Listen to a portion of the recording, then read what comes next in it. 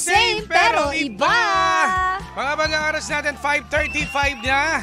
At partner, talaga naman hello po sa lahat din ng mga panggapo natin nakatutok ngayon. At masaya, naka-smile kasi nga, it's a weekend, Friday na naman. Yes! Payday pa ha? Payday pa. Correct. Nako, I'm so excited talaga ng mga pangga. Minsan Correct. yung nilook forward mo, yung pag-uwi mo ng bahay, di ba? Petics ka na, pwede ka na manood. Anli. O lahat ng Andy magagawa ngayong Friday. Correct, totoo yan. Sana nga magawa mo, paano kung yung kasama mo sa bahay, tutulog-tulog. Nako, yan ang bad trip no? Pag-schedule. Wala nang bawian. Kaya nga, ayusin nyo yan ha. Ay nako. Anyways, ito na partner. Ngayon po ay SPG Friday. Dahil meron tayong story time ngayon. Yes, eto na nga. Dahil napag-usapan natin yung mga anli-anli, no? At tutulog-tulog. Okay. Eto ngayon yung kwento, G. Ano yan? Alam mo nangyari. So may magjowa. Nagkayayaan sa motel. So itong si Kuya, sabi, tara, pahinga muna tayo sa ano. Nako, style yung Jimbo. Sa lugar na ano. Bahay na walang kusina. Ito yung pagkakasabi. Dito muna tayo sa may lugar na makakapagpahinga tayong dalawa. Okay. Ayan. So pahinga lang ang press release. Ngayon, pagdating daw sa loob, nagtanong tong si Kuya, gawin na natin. Nako! Ayan, eto na. Ito na, oo. Kumapit ka, Jim. Dahil sa buong pag-aakala ni Kuya ay okay kay ate for the hubad na, di ba? Kasi magjowa naman eh. Ayaw pala ni ate. Ngayon, binigkas ni Kuya ang magic word na... Ano? Kung mahal mo ako, bibigay mo yan. Andito na tayo eh. Patay tayo. So, style lang yung ginawa eh. Correct. Ngayon, itong si ate, yun ang tanong niya. Itutuloy niya pa ba yung pakikipagrelasyon? Ganun na yung nangyari. May na-off talaga siya. Pero kasi, ang ang haba kasi nung part na pinupuri niya yung lalaki. Kumbaga, ang ginawa niya rito, inintro niya ng lahat ng magaganda tungkol sa guy. Pero, yun nga, dito lang siya na-egis. yung red flag. Okay. May naiisip ako eh. Di ko alam kung naiisip mo eh. Sige, sabihin mo, baka alam ko. Di ba ganyan yung mga strategy na tipong pagudi ka muna, papakita mo lahat ng maganda sa'yo? Bilang lalaki, maraming ganyang style. Correct. Kumbaga parang aamuhin mo siya. Yes. Lahat ng hilig mo, alam niya. Ibibigay. Correct, di ba? Sasabihin pa, uy, pareho tayo ng taste sa music. Ganyan. Uy, pareho tayo ng hobbies. Tapos hanggang sa dumating yung pagkakataon na gusto ka lang palang tikman. Yun ang mahirap din, no? Well, kasi dapat ikaw bilang babae, kasi babae ba yung nag-ano natin? Oo. So, kayo, alam nyo kagad eh, kung seryoso ba kami o hindi. Eto yun din ang buong pag-aakala ko. Pero kapag ikaw ay wala pang nakakarelasyon, kumbaga first time mo, hindi mo maiisip. Seryoso. Lalo na kung hindi ikaw mo maiisip na ganun yung lalaki. Na yun lang ang kasi habol wala sa'yo. kang idea eh. Wala kang idea at all. Pero partner, di ba, kung halimbawa, di ba, nagyaya siya, di ba doon pa lang sana hindi ka na pumayag? Actually, diba? may point din naman. Dapat doon pa lang. Well, dahil nga sa sinabi mo, dahil first time niya na magka-jowa at hindi tiwala siya doon sa lalaki, sasama siya doon. Pero sa mata pero kasi motel motel eh. Motel eh. Pwede pa sana kung nag-outing sila or let's say sabihin natin nag-swimming. Night swimming. Na may kasama, pero, di ba, eto, dalawa lang kayo eh. Dapat alam mo na kagad. Unless ganun ka ba ka-naive na hindi mo alam yung motel, di ba? Hindi mo rin kasi masisisi. So, kasi sa ibang bansa, Jimbo, ang motel, normal lang. Normalan lang, di ba? Yung mga motorsiklo, pahinga niyan. Pero kasi dito sa Pilipinas, alam mo na kagad eh. Siguro kung if ever... Or let's give her the benefit of the doubt na wala talaga siyang idea at all. Pwede. Sabihin na, sige, ganito lang. Yun ang yun ang minessage sa atin. So, ganito lang gawin natin. So, ikaw, ngayon, alam mo na yung nangyari. Ito na, nandito ka na sa punto na to. So, dapat, ang isipin mo na kagad na totoo bang seryoso to sa akin tong boyfriend ko o baka dahil nga doon nga. Kasi ikaw mismo magdidesisyon dyan eh. Kung kami ang tatanungin mo dito ate, ng Jimshi, sasabihin ko, ako bilang lalaki, may gusto lang kunin yan. Ako na nagsabi, may gusto lang kunin yan. Kasi una sa lahat, hindi naman, alam mo may mga pagkakataon talaga na kung ang lalaki nagloloko, una niya kagad yun eh. Handang magtiis, kumahal mo yan, kumahal ka na lalaki, hayaan mo siyang kusang dumating. At hindi pinipilit. Totoo yan to. Totoo yan. Kasi mas masarap. Di ba mas gusto nyo sa isa't isa. Pero kung ang isa lang sa isang relasyon ay may nagpaplano, yun lang gusto niya. Ako, agree ako Ay, nagulat ako. alam mo totoo yun. May mga lalaking kayang maghintay talaga. Ayun. Ng perfect timing na talagang gusto nyo pareho. Meron Pero talaga once pinilit ka ng lalaki at gamitin niya yung word na kung mahal mo ko, ibibigay mo yan, kiss diba, agad. Bilang kayong mga babae partner, gano'n, kumbaga, hindi kasi kompletong detalye na sinabi niya kung gano'n na ba sila katagal, o baka 1 month pa lang sila, o 2 weeks pa lang, gano'n na kagad. Mag-decide ka na. Hindi ka mahal niyan kasi may gusto na siyang kunin. 'Di ba? At saka yun pa lang na hinihikayat ka ng isang lalaki para makipag-sex sa kanya. That's a big no-no. Kumbaga, yun na, matik, alam mo na pinipilit ka, hindi nire-respeto yung desisyon mo.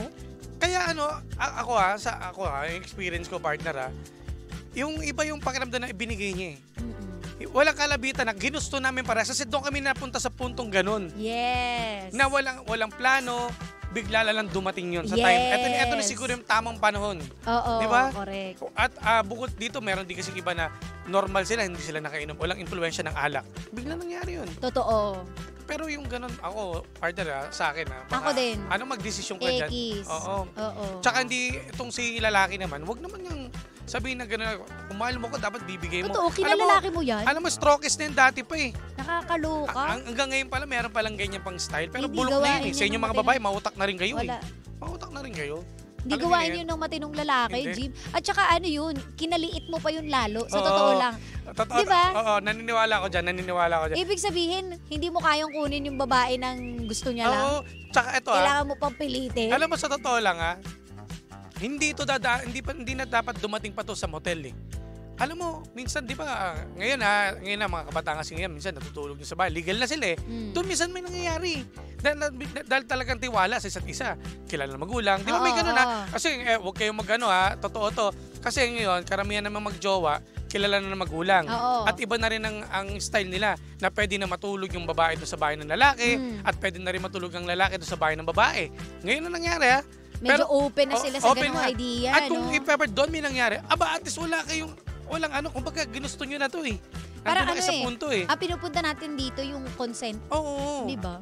Kasi kung sa magmumodel ka, hindi na kasi ngayon ang dahilan ngayon para magpahinga ka, may bahay naman. Di ba? Maliban kung malayo pinuntahan nyo, kung galing kayo ng halimbawa, Tugigaraw, pumunta kayo ng Manila, di dumaan muna kayo ng hotel para magpahinga. Pero kung sinadya at para sa kayo dito sa Metro Manila, tapos papahinga sa loko, motel. tigilan mo kami. Naku, sa mga nakikinig dyan na wala pang idea dyan, kapag niyaya ka sa motel, matik. Yun yung totoo. Kahit sabihin na usap lang tayo, nako, no, wag ka maniniwala na usap lang yan. Kahit nga sa mga mag-aasawa na nagkakaroon ng problema, pag nagkakaayos, doon lang Diba?